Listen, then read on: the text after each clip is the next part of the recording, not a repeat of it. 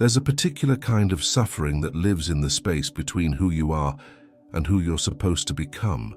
It doesn't announce itself with drama. It arrives quietly, like fog settling over a forgotten road. You wake up one morning and realize you've been searching for something, purpose, direction, a reason, and the search itself has become the only thing you know how to do. But here's what no one tells you. The hunger for purpose can become its own kind of exile.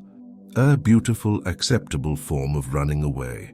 Because if you're always looking for your reason to exist, you never have to face the terrifying question underneath it all. What if you're already whole, and you simply forgot? The soul doesn't speak the language of achievement. It whispers in symbols, in the recurring dreams you ignore, in the inexplicable grief that surfaces when you're finally still.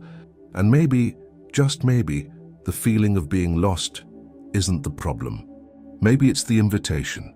There's a woman who wakes at 3 a.m. with her heart racing, scrolling through courses on finding her calling. A man who's achieved everything he set out to do, yet feels like he's living someone else's life. A soul who's tried every framework: astrology, human design, career assessments, spiritual awakenings, and still feels the same hollow echo inside.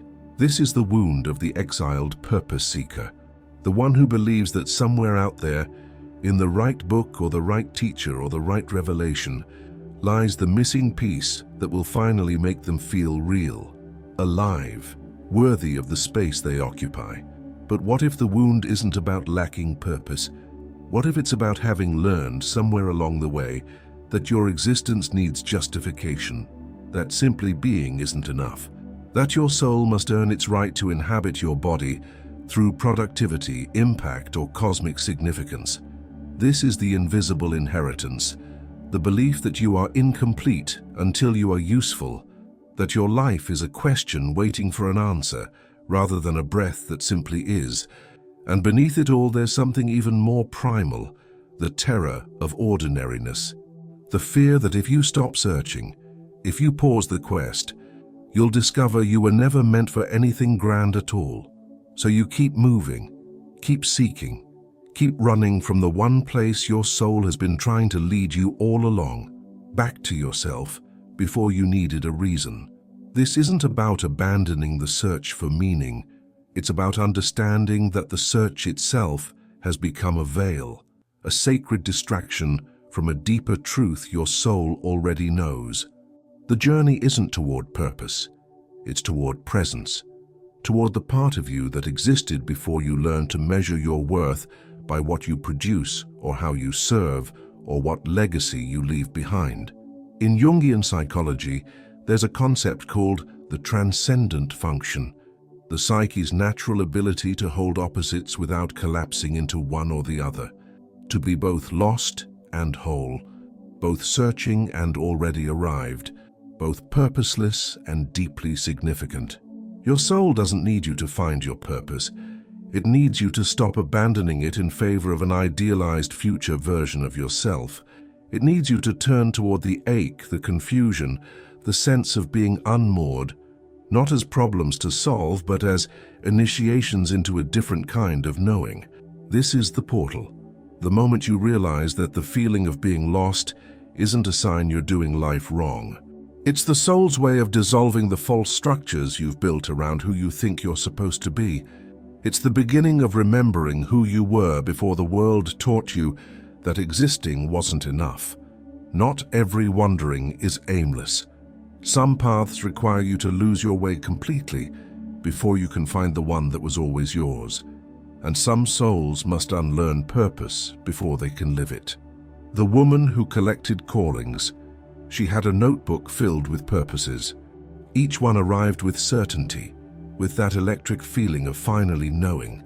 She would be a healer, then a teacher, then an artist who channeled the divine.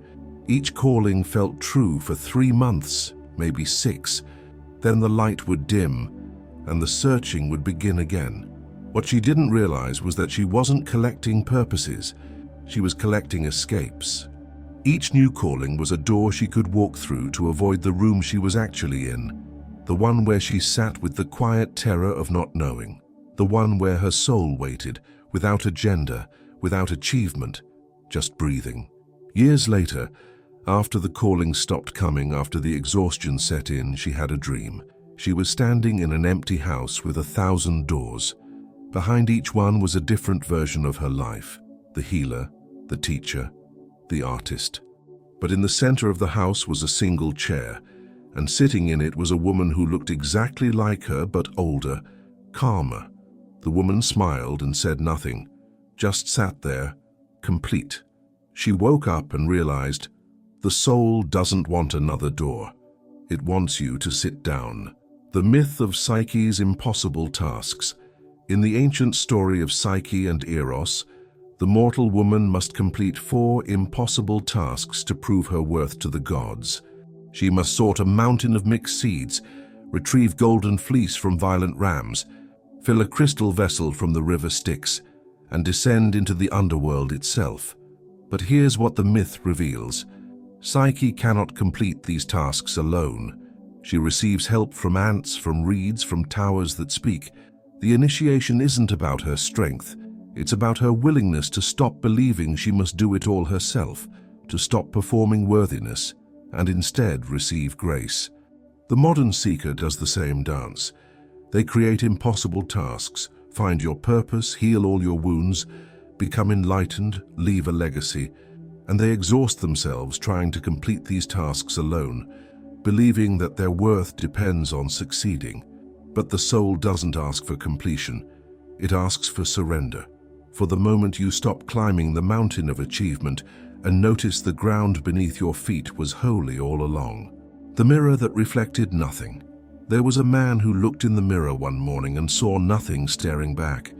Not darkness, not absence, just nothing. He blinked, checked again.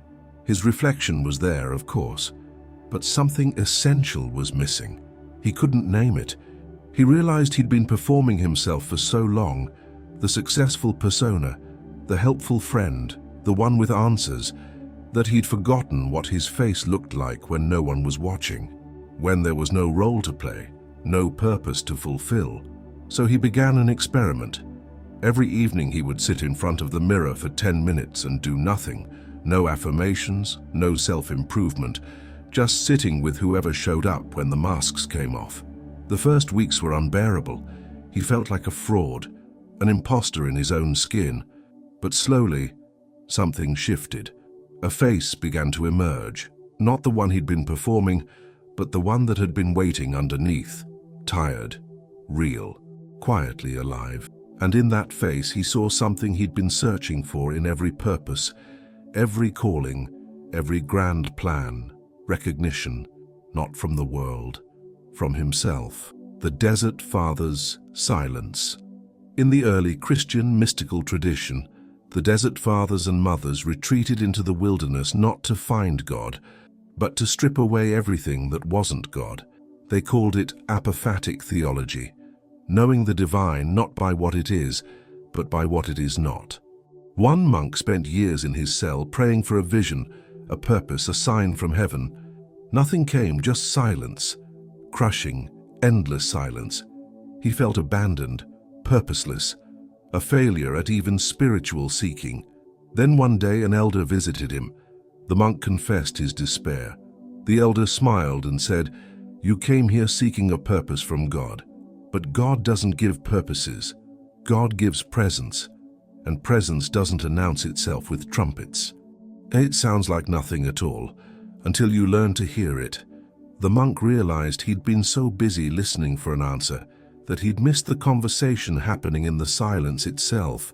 His soul didn't want a cosmic mission. It wanted him to stop running, to stop justifying, to simply be as the desert is, as the stone is, as the breath is. Purpose isn't a destination the soul seeks. It's the texture of being when you stop fleeing from yourself. What lives beneath the obsession with purpose is rarely what we think it is. It's not ambition. It's not even the desire to contribute something meaningful to the world. At its root, it's a form of existential terror, the fear that without a grand reason for being here, you are somehow less real. less valuable, less deserving of the space you take up.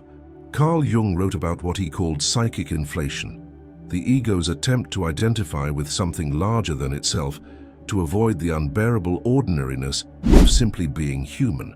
When we become obsessed with finding our soul's purpose or divine mission, we're often inflating our individual existence with cosmic significance as a defense against feeling small, lost, or irrelevant. But here's the paradox. The soul doesn't experience smallness the way the ego does. The soul doesn't need to be special. It doesn't measure itself against others or against some imagined standard of importance. The soul simply is. Like a river is, like a tree is, like breath is. The wound isn't that you lack purpose. The wound is that somewhere along the way you learned that your inherent existence wasn't enough, that you needed to justify yourself, to prove you deserved to be here. In internal family systems therapy, there's the concept of parts, fragmented aspects of the psyche that take on protective roles. One of the most common parts in modern consciousness is what we might call the purposeful one, the part that believes if it can just find the right mission, the right calling, the right reason for existing, then everything else will fall into place.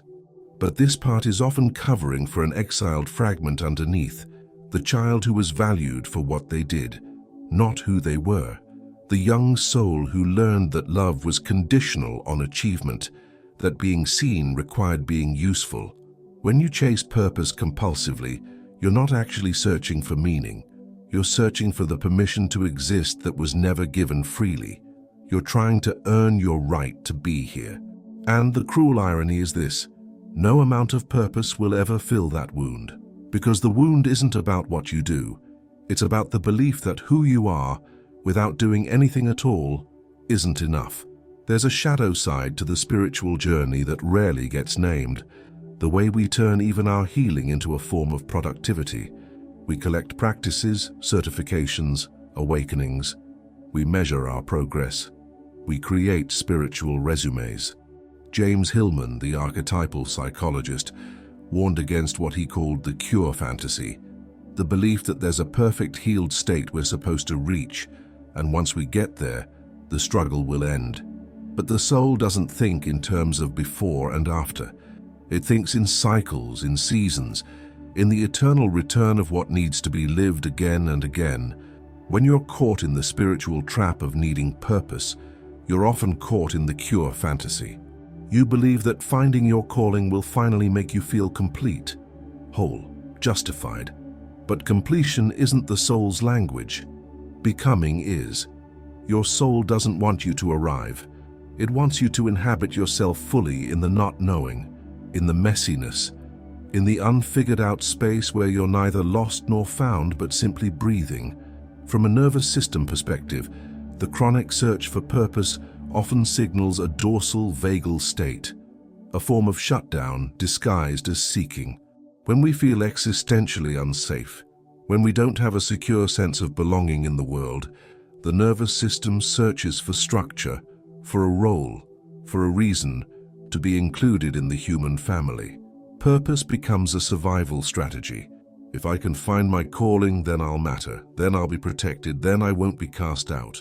But true purpose, the kind that comes from the soul rather than from fear, emerges only in states of ventral vagal regulation, when the nervous system feels safe enough to stop defending, to stop proving, to stop performing, when you're no longer running from the feeling of being lost.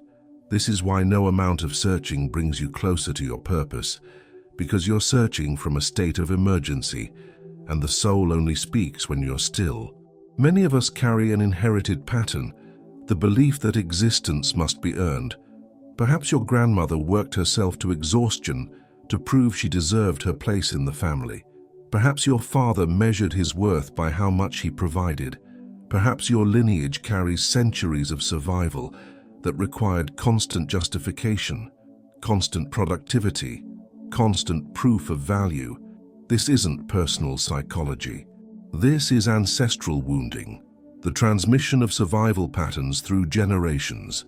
When you feel like you need a purpose to justify being alive, You're often carrying a story that predates you, a story that says, only the useful survive, only the purposeful are kept.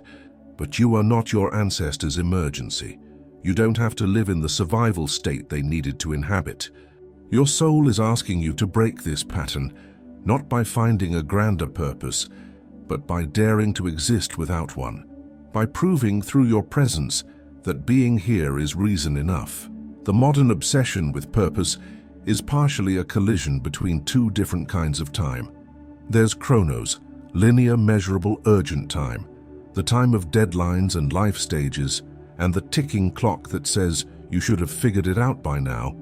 And then there's kairos, sacred time, soul time, the time of ripening, of cycles, of things that can't be rushed. The soul doesn't operate on a timeline. It doesn't care that you're 35 and feel like you should know your purpose by now. It doesn't recognize too late or behind. When you're frantically searching for purpose, you're trying to satisfy chronos. You're trying to meet an external deadline imposed by a culture that measures worth by productivity and achievement. But the soul lives in kairos. And in soul time, you're exactly where you need to be, even if it looks like nowhere at all. The question isn't, what is my purpose? The question is, can I be present to myself without needing a reason? Maybe you've felt it, that specific heaviness that arrives on Sunday evenings or in the quiet spaces between obligations. The feeling that everyone else seems to know where they're going, while you're still standing at the crossroads, waiting for a sign that never comes. You've done the work. You've journeyed inward. You've asked the questions, consulted the guides, followed the breadcrumbs, and still the answer feels just out of reach. Just one more insight away, one more breakthrough, one more awakening. Or maybe it's different for you. Maybe you had a purpose once, something that felt true and clear and yours, and then one day it simply wasn't. The calling that used to light you up now feels like an obligation. The mission that once gave you direction now feels like a costume you can't take off, and underneath it all is a question you're terrified to ask. What if I don't actually want this? What if I never did? There's a particular loneliness in being the person who's supposed to have it figured out but doesn't, in being the seeker who's tired of seeking, in being the spiritual one who secretly envies people who just live, who don't need their existence to mean something cosmic, who can just be. Do you ever catch yourself performing purpose, talking about your mission with enthusiasm you don't quite feel because if you admit the emptiness, you'll have to face what's underneath it? And then there's the guilt, the voice that says, people are dying, suffering, struggling just to survive, and you're here worried about purpose? What right do you have to feel lost when you have food, shelter, safety? Shouldn't you just be grateful? But gratitude and grief can live in the same house. You can be aware of your privilege and still feel the ache of existential displacement. Your soul doesn't compare suffering. It simply knows when it's being ignored. Maybe you've tried to logic your way out of this feeling, to think yourself into purpose, to build it from principles, from values, from what you're good at or what the world needs. But purpose constructed by the mind always feels slightly wrong, doesn't it? Like a jacket that almost fits but pinches in places you can't name. Because the mind wants clarity, certainty, a plan, but the soul speaks in whispers and symbols and inexplicable pulls toward things that make no logical sense. And when you can't hear it clearly, when the signal is faint or mixed or silent altogether, you start to wonder if maybe your soul doesn't have anything to say, if maybe you're the exception, the person who came here without a calling. Have you noticed how the searching itself has become an identity? How I'm still figuring out my purpose has become a story you tell, a role you inhabit. How the not knowing has become the only thing you know for certain about yourself. There's a strange comfort in it sometimes. Because if you're still searching, you don't have to risk being wrong. You don't have to commit. You don't have to face the possibility that your purpose might be smaller, quieter, more ordinary than the grand narrative you've been constructing. What if your purpose isn't something that will earn you recognition, legacy, or even a clear sense of contribution? What if it's something so simple, so intimate, so specific to your particular soul that no one else would even understand it? Would that be enough for you? Or have you learned that your existence needs to be witnessed, validated, significant to others in order to matter? Maybe there's a part of you that's simply tired of the seeking, tired of the self-improvement, tired of treating your life like a problem that needs solving, tired of the pressure to be someone other than who you are right now, in this moment, with all your confusion and ordinariness and lack of cosmic clarity. What would happen if you let yourself rest from the search? Not permanently, not giving up, just pausing, letting the question breathe without needing an answer, letting yourself exist without justification, just for a moment. Would the world collapse? Or would something else emerge? Something that's been waiting for you to stop running long enough to notice it. You are not broken because you haven't found your purpose. You are not behind. You are not failing at some essential life task that everyone else has mastered. You are in the space that precedes clarity, the necessary dark that comes before any real knowing, the fallow field, the winter earth, and maybe your soul doesn't need you to find anything right now. Maybe it needs you to stop looking outside yourself for permission to exist, to stop measuring your worth by what you contribute or create or become, to stop treating your life like a question that demands an answer. Maybe it needs you to simply be here, with the ache, with the not knowing, with the tender, terrifying truth that you are alive, and that, all by itself, is the only purpose you ever needed. If something in these words has touched a place inside you that rarely gets spoken to, I invite you to pause here for just a moment. Not to like or subscribe, not yet, but to simply notice what's stirring. Sometimes the soul needs a moment of recognition before it can speak. Take that moment now, and when you're ready, stay with me. We're going deeper. What I'm about to offer you isn't a solution. It's not a practice that will lead you to your purpose or give you the answer you've been searching for. It's something quieter than that, something older. It's a way of being with yourself that doesn't require you to become anything other than what you already are. Tonight, before you sleep, I invite you to try something, not as homework, not as another item on your spiritual to-do list, but as an offering to the part of you that's tired of performing. Sit somewhere comfortable. Close your eyes if that feels right, and for just 5 minutes, allow yourself to exist without agenda, without trying to heal, grow, manifest, or become, without searching for insight or meaning or the next step forward. Just breathe, just be, and notice, without judgment, what arises when you're not trying to be purposeful. Does anxiety come? Does restlessness?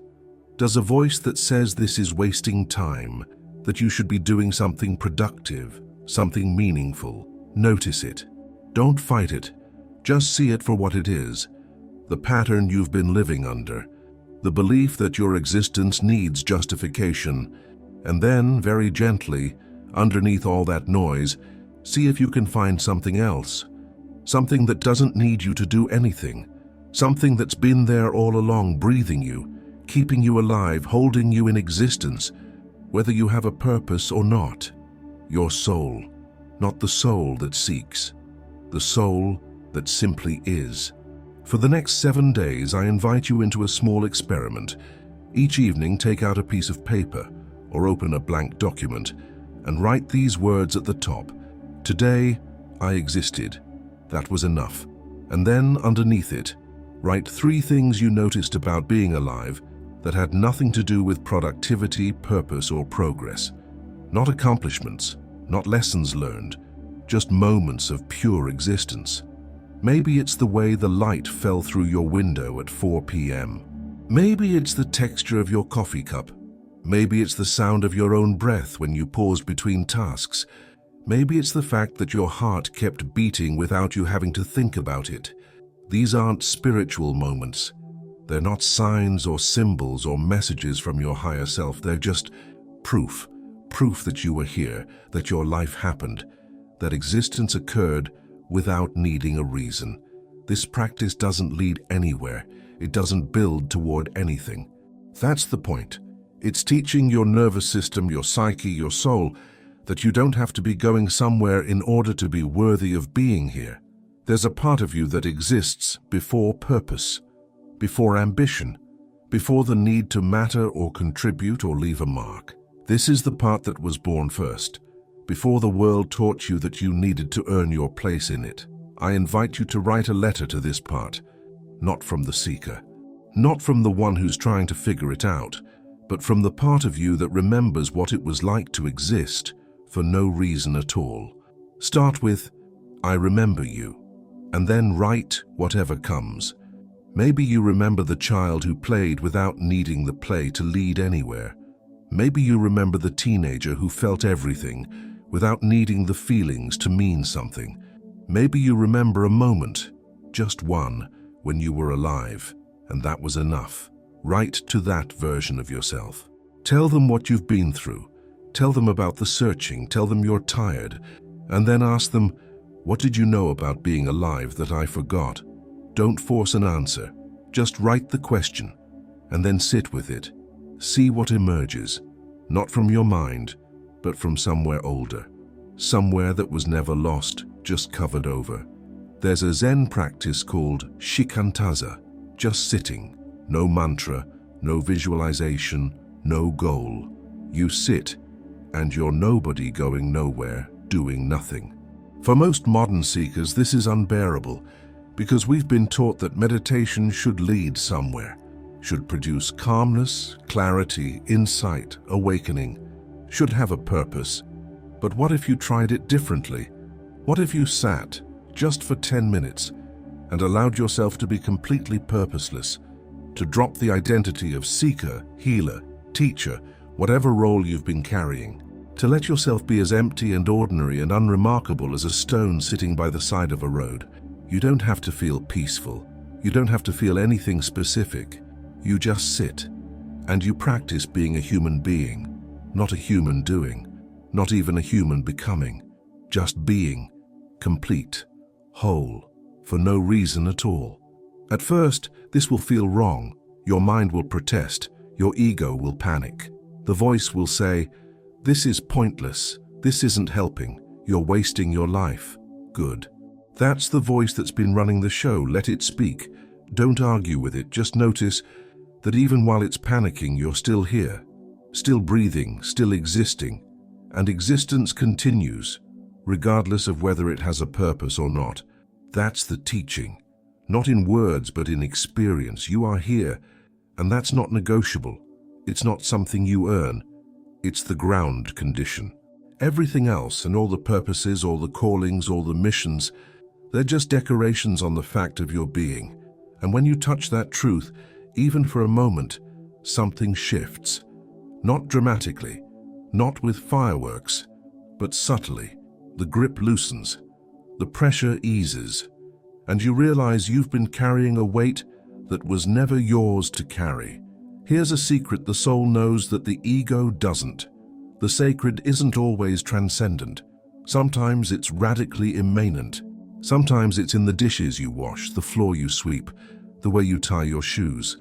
For 1 week, choose one ordinary activity, something you do every day without thinking, making your bed, brushing your teeth, watering a plant, and turn it into a ritual, not by adding anything to it, but by being fully present to it, by treating it as if it matters, not because it leads to anything, but because it's happening, because you're here, because this is your life. Don't make it spiritual. Don't turn it into a metaphor for something else. Just be with it. The texture, the movement, the moment, and notice, this is what your life is actually made of. Not the grand purpose, not the cosmic mission, but this, the small, ordinary, unremarkable fact of you being alive in this body, in this moment, doing this simple thing. And maybe, just maybe, you'll feel it. The quiet contentment of existence without justification, the soul's deep, wordless satisfaction at simply being here. Not because you're fulfilling a destiny, but because you are. And that all by itself is the miracle the ego has been too busy to notice. These practices aren't steps toward finding your purpose. They're invitations to remember what was here before you needed one. They're small acts of rebellion against the culture of spiritual productivity. They're permissions, from yourself, to stop running and to start living. Your soul isn't waiting for you to figure it out. It's waiting for you to come home. The soul never asked you to find your purpose. It asked you to stop abandoning yourself in the search for one. All the seeking, all the striving, all the endless questioning. It was never about the answer. It was about learning to sit in the not knowing without making it mean you're broken, without turning uncertainty into evidence of your unworthiness. There is no grand revelation waiting at the end of this journey. No cosmic purpose that will finally make you feel complete. No calling that will justify the ache you've been carrying, because the ache itself is the teaching. The uncertainty is the initiation. The feeling of being lost is the soul's way of dissolving the false maps you've been following. You are not here to become something. You are here to remember what you already are. Beneath all the roles, beneath all the searching, beneath every story you've told yourself about who you need to be in order to deserve existence. There is an ancient teaching in many spiritual traditions. Before enlightenment, chop wood, carry water. After enlightenment, chop wood, carry water. The actions are the same. The difference is in the one who performs them. Before you chop wood hoping it will lead you somewhere. After you chop wood because you are here, and wood needs chopping and that's enough. You don't need a purpose to make your life meaningful. Your life already is meaningful because it is happening, because you are breathing, because consciousness is looking out through your eyes right now, experiencing this strange, temporary, utterly ordinary miracle of being human. That's it. That's the teaching. Not because it's simple, but because it's true. One day you'll look back at this time of searching and you'll understand it differently. You'll see that you were never actually lost. You were in the underworld, in the necessary dark, in the space where the soul strips away everything that isn't essential. You were being unmade so that you could remember what you are without construction, and maybe you'll realize the purpose you were searching for wasn't a destination. It was the journey back to yourself, to the part of you that doesn't need explaining, to the existence that doesn't require justification, to the breath that breathes itself, to the heartbeat that continues without permission, to the soul that has been here all along, waiting, not for you to find your purpose, but for you to notice that you never needed one. The soul doesn't ask, "What am I here to do?" It whispers, "Can you be here without needing a reason?" And in that question lives everything you've been searching for. If this resonated with something deep inside you, if you felt seen in a way that rarely happens, I'd love to know. Leave a comment below and tell me, what came up for you? What did your soul want you to hear? And if you're called to continue this journey with me, to explore more of these inner territories that rarely get spoken about, subscribe to this channel. Not because you should, but because your soul recognizes a home here. Before you go, there's another video waiting for you, one that continues this conversation in a direction you might need. Trust the pull. Watch what calls to you next. Thank you for being here, for your presence, for your willingness to stop searching long enough to listen. Your soul knows the way home. It's been waiting for you to stop running and simply arrive.